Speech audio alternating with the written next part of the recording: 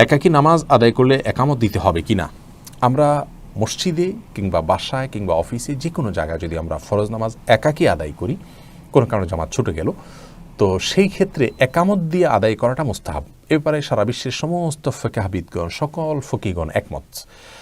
ভালো যে আমরা একামত দিয়ে তারপরে সালাত আদায় করব, এবং ইমাম সাহেব যেভাবে ইমামতি করেন ঠিক সেভাবে আমরা সালাত আদায় করবো, অর্থাৎ উচ্চস্বরে তাকবীর বলবো, উঠা বসার তাকবীরগুলো, যাতে করে আমাদের একামত শুনে আমাদের উচ্চস্বরে তাকবীর, উঠা বসার তাকবীরগুলো শুনে কোনো মানুষ যেন আমাদের সাথে এসে যোগদান করতে পারেন।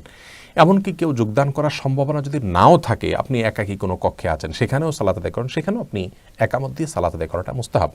কারণ উকবা ইবনে আমির রাদিয়াল্লাহু তাআলা বর্ণিত একটি হাদিস রয়েছে, সেই হাদিসে নাসাইতে হাদিসটি বর্ণিত হয়েছে। নবী সাল্লাল্লাহু আলাইহি ওয়াসাল্লাম বলেছেন যে এক ব্যক্তি যিনি ছাগলের বা কোনো পশুর রাখালি করতে করতে তিনি পাহাড়ের চূড়ায় পৌঁছে যান, সেখানে গিয়ে জনমানব শূন্য এই জায়গায় তিনি আজান দিয়ে একামত দিয়ে সালাতে দাঁড়িয়ে যান। এই ব্যক্তিকে দেখে আল্লাহর নামে অভিভূত হয়ে যান এবং আল্লাহর নামে বলেন যে আমার এই বান্দার দিকে তোমরা দেখো, সে আমার ভয়ে সালাত আদায় করেছে এবং আজান দিয়ে একামত দিয়ে সে সালাত শুরু করেছে, আমি তার সমস্ত গুনাহ মাফ করে দিয়েছি, আমি তাকে জান্নাত দিয়েছি।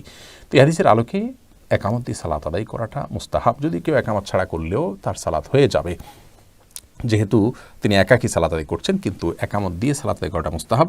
আর মহল্লাতে যদি আজান হয়ে থাকে তাহলে তার আর আজান দেওয়ার প্রয়োজন নাই।